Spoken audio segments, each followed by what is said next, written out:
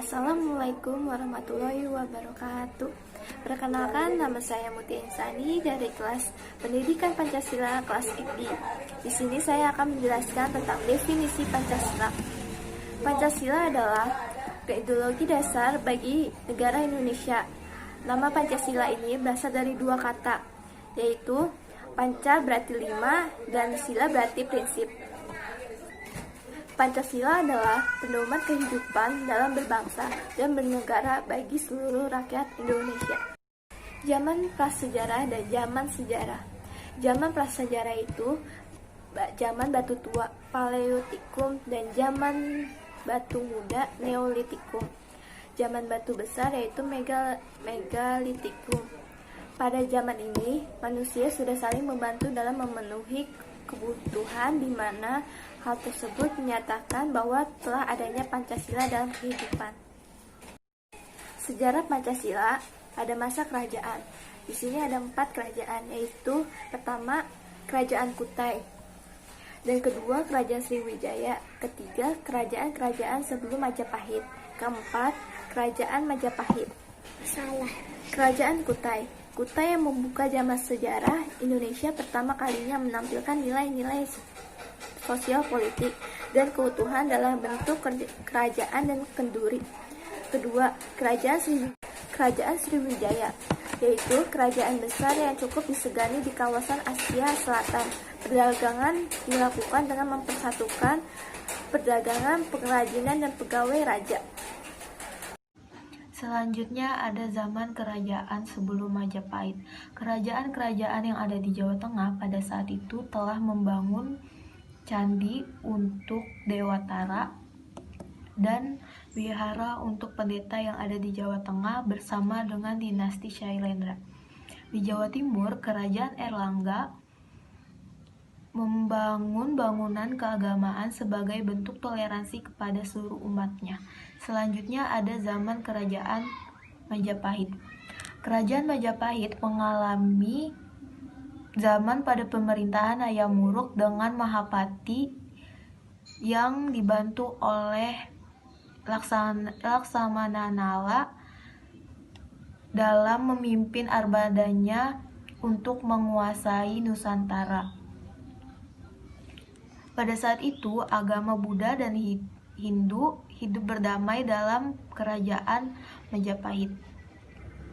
Dalam kitab Negara Kertagama, ciptaan Emputan Prapanca, terdapat istilah Pancasila dan Emputan Tular pada kitab Sutasoma dengan seloka bangsa yaitu Bhinneka Tunggal Ika, yang berarti berbeda-beda tetapi tetap satu jua. Dan selanjutnya ada zaman penjajahan. Bangsa asing yang pertama kali masuk ke Indonesia yaitu bangsa Portugis dengan melakukan perdagangan berbeda tetapi tetap satu jua. Dan selanjutnya ada zaman penjajahan. Bangsa asing yang pertama kali masuk ke Indonesia yaitu bangsa Portugis dengan melakukan perdagangan. Selanjutnya pada abad 16, bangsa Belanda masuk ke Indonesia untuk mendirikan perkumpulan perdagangan yang bernama VOC. Yang selanjutnya yaitu adalah perumusan Pancasila dan Proklamasi Kemerdekaan Indonesia. Yang pertama ada sidang BPUPKI pertama yang dilakukan selama 4 hari berturut-turut pada tanggal 29 Mei sampai 1 Juni 1945. Dan di dalam sidang BPUPKI pertama ini ada yang berpidato. Yang pertama ada Muhammad Yamin yang mengusulkan calon-calon rumusan dasar negara sebagai berikut. Yang pertama ada peri kebangsaan, yang kedua ada peri kemanusiaan, yang ketiga ada peri ketuhanan, yang keempat ada peri kerakyatan. Yang selanjutnya ada Profesor Dr. Supomo yang menyampaikan teori-teori negara sebagai berikut. Yang pertama ada teori negara pesorangan atau individualisme. Yang kedua ada paham negara kelas atau class theory. Yang ketiga ada paham negara integralistik. Yang selanjutnya ada Insinyur Soekarno yang mengusulkan dasar negara secara lisan tanpa teks atas 5 prinsip yang rumusannya adalah sebagai berikut. Yang pertama ada nasionalisme atau kebangsaan Indonesia. Yang kedua ada internasionalisme atau peri kemanusiaan. Yang ketiga ada mufakat atau demokrasi. Yang kelima ada kesejahteraan sosial. Yang keenam ada ketuhanan yang Maha Esa atau ketuhanan yang berkebudayaan. Yang selanjutnya ada sidang BPUPKI kedua, yaitu tanggal 10 Juli sampai 16 Juli 1945. Jadi pada tanggal 10 Juli 1945, panitia kecil Badan Penyelidik menyetujui sebulat-bulatnya rancangan Prebule yang disusun panitia 9. Dan tanggal 11 Juli 1945 tentang luas wilayah negara baru menghendaki Indonesia Raya yang sesungguhnya yang mempersatukan semua kepulauan Indonesia pada tanggal 14 Juli 1945. Badan Penyelidik bersidang kembali susunan undang-undang dasar yang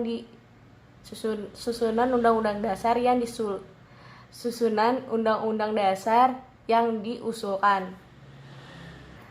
Yang selanjutnya ada proklamasi kemerdekaan.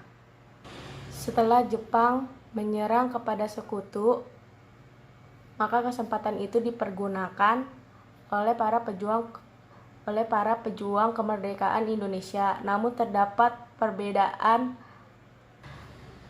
pendapat antara golongan muda dengan golongan tua.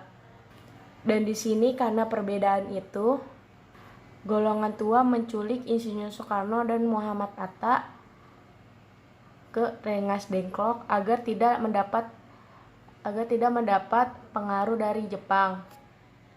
Setelah diperoleh kepastian bahwa Jepang telah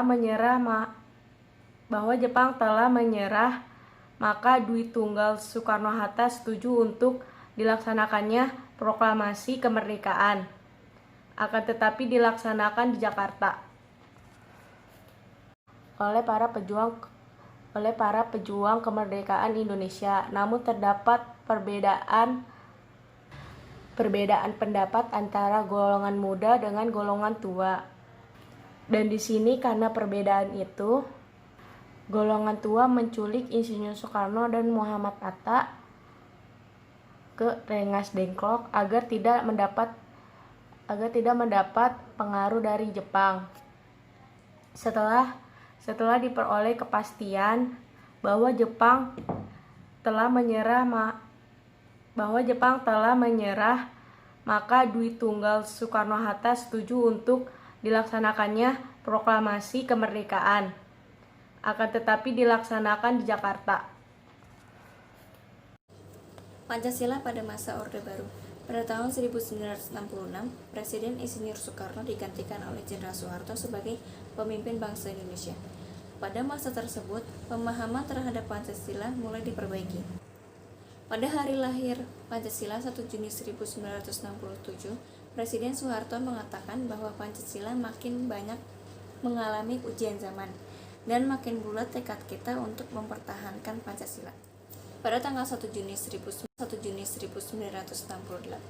Presiden Soeharto menyatakan bahwa Pancasila sebagai pegangan hidup bangsa. Jika ada pihak-pihak yang mau merubah, mengganti, dan menyimpang dari Pancasila pasti digagalkan. Pada tanggal 22 Maret 1978, ditetapkan TAP MPR nomor 2 MPR 1978 tentang P4, Pedoman Penghayatan dan Pengamalan Pancasila. Pancasila pada masa Orde Baru. Pada 1966, Presiden Insinyur Soekarno digantikan oleh Jenderal Soeharto. Pada masa ini, pemahaman Pancasila mulai dikuatkan. Pada lahirnya Pancasila pada tanggal 1 Juni 1968, Soeharto mengatakan, Pancasila makin banyak mengalami ujian zaman dan makin bulat tekad kita untuk mempertahankan Pancasila. Pada tahun 1968, Presiden Soeharto mengeluarkan Instruksi Kepresidenan Nomor 12 Tahun 1968 yang berisi tentang paduan dalam mengucapkan dan melafalkan Pancasila sebagai dasar negara. Instruksi Kepresidenan ini berlaku pada tanggal 18 April 1968.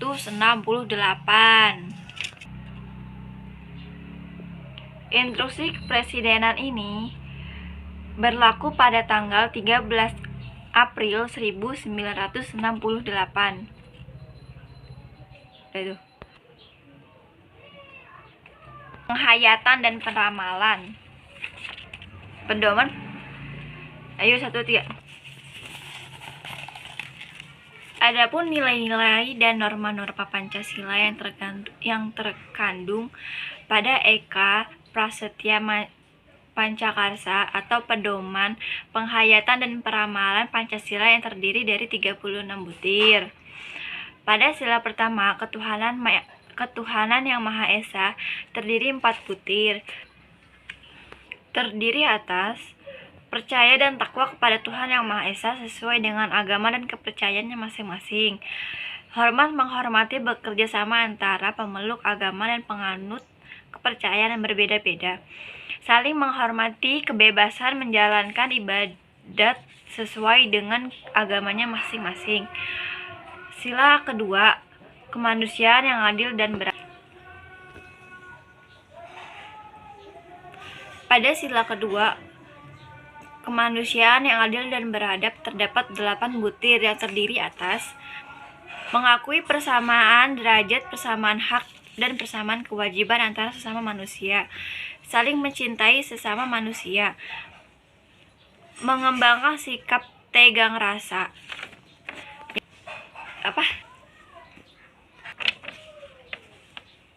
Yang sila ketiga, Persatuan Indonesia, terdapat 5 butir, terdiri atas menempatkan persatuan, kesatuan, kepentingan, dan keselamatan bangsa dan negara, rela berkorban untuk kepentingan bangsa dan negara, cinta tanah air dan bangsa.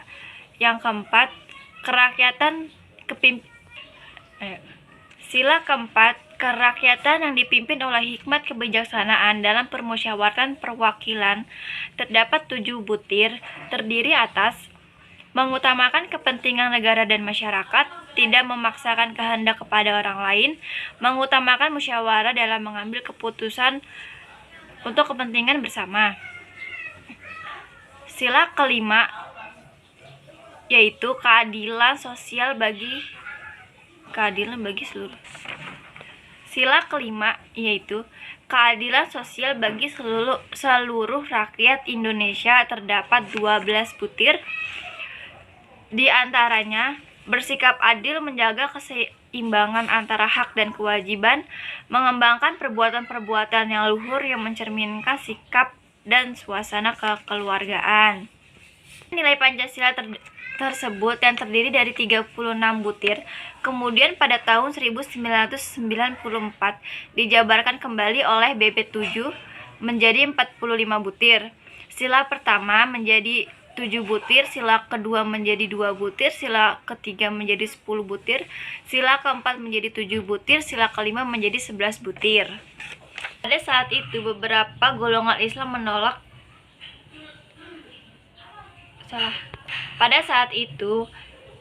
golongan Islam menolak enforcing yang dilakukan oleh pemerintahan pada masa Orde Baru karena mereka meyakinkan bahwa pemerintahan akan mengamalkan Pancasila. Dengan adanya pernyataan ini, kemarahan pemerintah tidak dapat dibendung lagi, sehingga pada tanggal 27 Maret 1980 pada Ratprim ABRI di Pekanbaru, Presiden Soeharto menyatakan bahwa intinya Orba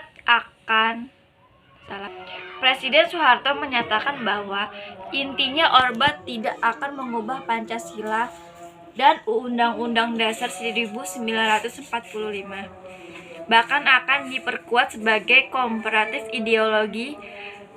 Dan pada bulan Agustus 1982, pemerintahan Orde Baru menjalankan Azas Tunggal.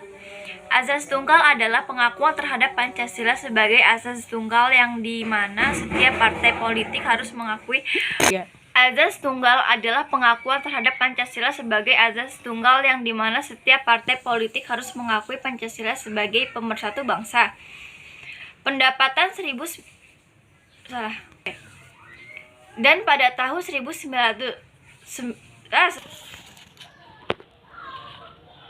Dan pada tahun 1990-an, semakin berkembangnya informasi dunia pada akhirnya pengaruh luar masuk. Salah, Mbak? Gimana sih, Mbak? Dan pada tahun 1990-an, semakin berkembangnya informasi dunia pada akhirnya pengaruh luar masuk. Dan secara tidak langsung mengacak aplikasi Indonesia yang dijalankan oleh pemerintahan pada masa Orde Baru.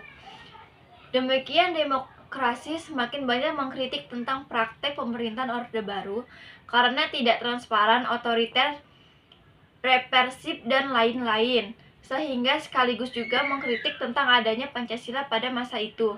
Namun kondisi ini bertahan sampai lengsernya Presiden Soeharto pada tanggal 21 Mei 1998.